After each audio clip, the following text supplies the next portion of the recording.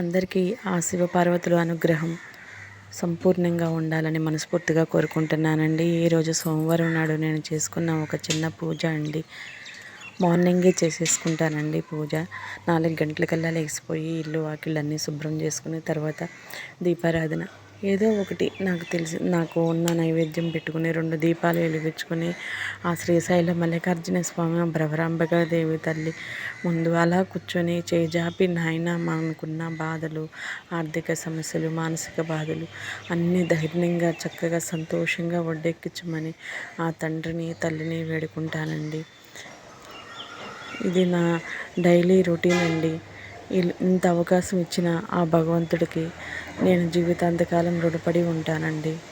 మనందరి పైన ఆ శ్రీశైల మల్లికార్జున స్వామి భ్రవరాంబికా దేవి తల్లి ఆశీస్సులు ఉండాలని, అందరం ఆనందంగా సంతోషంగా ఆరోగ్యంగా ఉండాలని మనస్ఫూర్తిగా కోరుకుంటున్నానండి. ఉంటానండి.